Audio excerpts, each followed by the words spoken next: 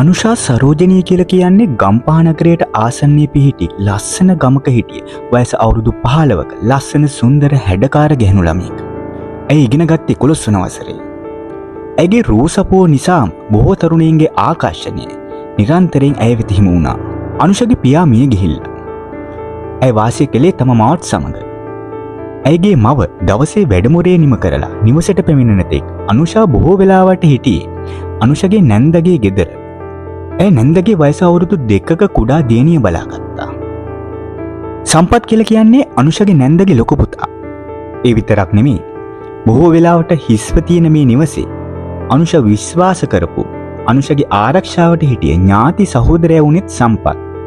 එක් දිනක් ඇය පාසල නිම වෙලා නිවසට පැමිණෙන පසු සුපුරුදු පරිදි තම නැන්දගේ ගෙදරට යන්නේ තම නැන්දගේ වයස අවුරුදු 2ක දියණිය බලා ගන්න. නමුත් එදා නිවසේ කිසිවෙකු සිටියේ නැති නිසා අනුෂා නිවස ඇතුළට ගොස් දොර වසාගෙන සිටියා තමන්ගේ නැන්ද එනකම්. හැබැයි ඇත්තටම නිවස ඇතුලේ කෙනෙක් හිටියා. ඒ සම්පත්. ටික වෙලාවකට පසු අනුෂාට ඇහෙනවා නිවසේ දොර අගුළු වැටෙනවා. ඒ එක්කම සම්පත් අනුෂා ඉදිරියට එනවා. ඔහු අනුෂා දෙස බලාගෙන ඉන්නවා. හැබැයි ඒ බැල්මේ වෙනදා නොදකින විශේෂයක් අනුෂා දකිනවා. ක්‍රමයෙන් අනුෂා වෙත පැමිණෙන සම්පත් ඇයව බදා ගන්නවා. කලක් තිස්සේ තමන්ගේ හිතේ තිබුණු ආශාවන් ඉටු කර ගනිමින් ඔහු අනුෂා සමග ලිංගිකව එකතු වෙනවා. ඒ විතරක් නෙමෙයි. ඔහු ඇයව විවාහ කරගන්න බවට පොරොන්දු වෙනවා. ඒ වගේම අනුෂා ඒ වචනේ විශ්වාස කරනවා. අනුෂා තම නිවසට ගියත් මේ පිළිබඳ කිසිදු වචනයක් තමන්ගේ මවට පවසන්නේ නැහැ. කාලය ක්‍රමයෙන් ගෙවී යනවා. දිනක් අනුෂා පාසලේ සිටින විට කලන්තේ හැදිලා වැටෙනවා.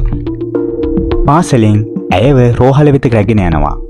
ඇය විසින් හංගාගෙන සිටි සත්‍යය තවදුරටත් ඇයට වසන් කරන්නට බැරි වෙනවා.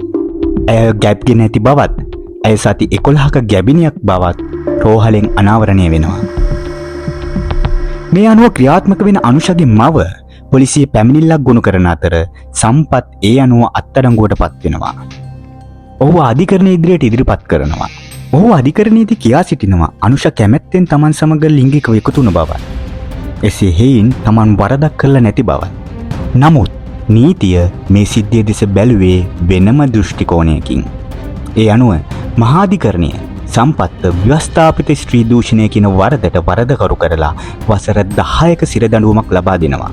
කෙසේ වුවත් බලපෑමක් කරලා ලිංගිකව එක් වූ බවට සාක්ෂි නොමැති බවත්, තමන් අනුෂා සමග කැමැත්තෙන් ලිංගිකව එකතු වුණු බවත්, ප්‍රමාද වී දමන ලද පැමිණිල්ලක් වළංගුද යන්න පිළිබඳවත් වෛද්‍ය සාක්ෂි වලින් ඇයගේ කතාව ඔප්පු වෙනවද යන්න ප්‍රශ්න කරමින් එම තීරණයට එරෙහිව අභියාචනයක් සම්පත් අභියාචනාධිකරණයට ගොනු කරනවා.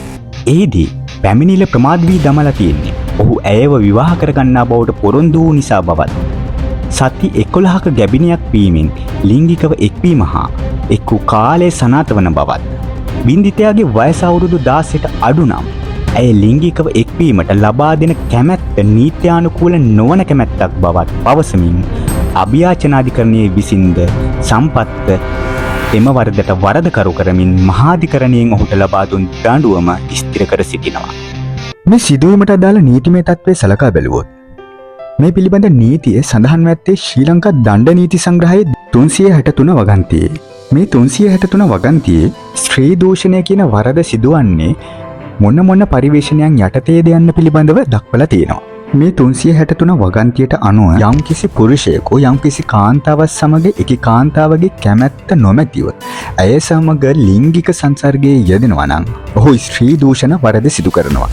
ඒ වගන්තියේ වැඩිදුරටත් දැක්වෙන පරිදි ඒ කාන්තාව තමාගේ භාර්යාව වන අවස්ථාවකදී උවත් ඇය ඔහුගේ නීති මාර්ගයෙන් වෙන්ව සිටියදී ඇගේ කැමැත්ත නොමැතිව ඔහු ඇය සමග ලිංගිකව එකතු වෙනවා නම් එම ක්‍රියාවද ස්ත්‍රී දූෂණය කියන වරද සිදුවන්න ප්‍රමාණවත් වෙනවා.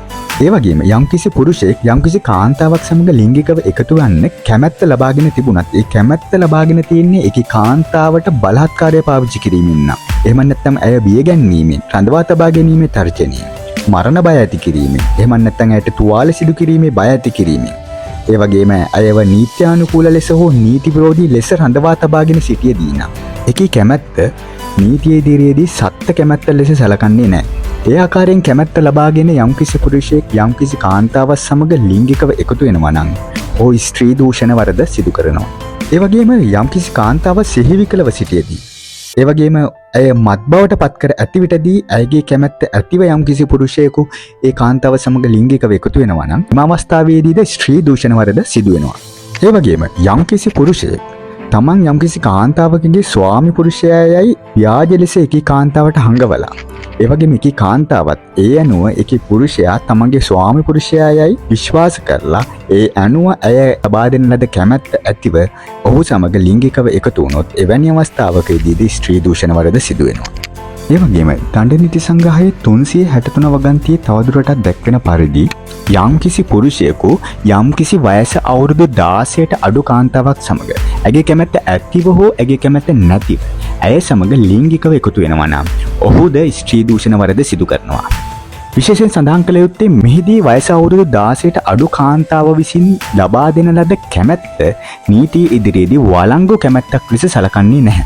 මේ අනුව යම්කිසි පුරුෂයෙකු වයස අවුරුදු 16ට අඩු තැනැත්තියක් සමග ඇගේ කැමැත්ත ඇතිව ඇය සමග ලිංගිකව එක්වුවත් ඔහු ව්‍යවස්ථාපිත ස්ත්‍රී දූෂණ වරදට වරදකරු වෙනවා. අපි පෙර සඳහන් කරපු සත්‍ය සිදුවීමේ සම්පත් අධිකරණයට ඉදිරිපත් කරාට පස්සේ සම්පත් තරකයක් ඉදිරිපත් කරනවා සම්පත් අනුෂ සමග ලිංගිකව එකතු වුණේ ඇගේ කැමැත්ත ඇතිව කියලා. හැබැයි ගරු අධිකරණය ඔහුගේ මතය බැහැර කරනවා. ඒ වගේම ඔහුව ව්‍යවස්ථාපිත ස්ත්‍රී දූෂණ වරදට වරදකරු කරලා වසර 10ක සිර දඬුවමක් ලබා දෙනවා. අධිකරණය විසින් සම්පත්ව ව්‍යවස්ථාපිත ස්ත්‍රී දූෂණ වරදට වරදකරු කළා වසර 10ක සිර දඬුවමක් ලබා දුන්නේ වයස අවුරුදු 16ට අඩු තැනැත්තියක් සමග කවර හෝ පුද්ගලයෙකු ලිංගිකව එකතු වෙනවා නම් එකී ක්‍රියාවට ඇය කැමැත්ත දුන්නද නැද්ද යන්න අදාළ නොවන බව සඳහන් දඬු නීති සංග්‍රහයේ 363 වගන්තියේ සඳහන් ප්‍රතිපාදන අනුව බව ඔබට වැටහෙන්නට ඇති. කාන්තාවකගේ කැමැත්ත ඇතිව පුරුෂයෙකු කාන්තාවක් සමග ලිංගිකව එකතු වීමක් සිදුවනවා නම් ඒ අවස්ථාවේ ස්ත්‍රී දූෂණයක් වෙන්නේ නැහැ කියලා තමයි සමාජයේ ජීවත් වෙන සමහරක් අය හිතන් ඉන්නේ. මේ නිසාම බොහෝ තරුණ පිරිස් කැමැත්ත යන සාධකය මත පමණක් පදනම් වෙලා තමන්ගේ ප්‍රේම සම්බන්ධතාවයේ ලිංගික සම්බන්ධතාවයක් දක්වා දුරදිග ගෙනියන්න හිතන්න පුළුවන්. ලිංගික සම්බන්ධතාවයකදී වයස කියලා කියන්නේ තීරණාත්මක සාධකයක්.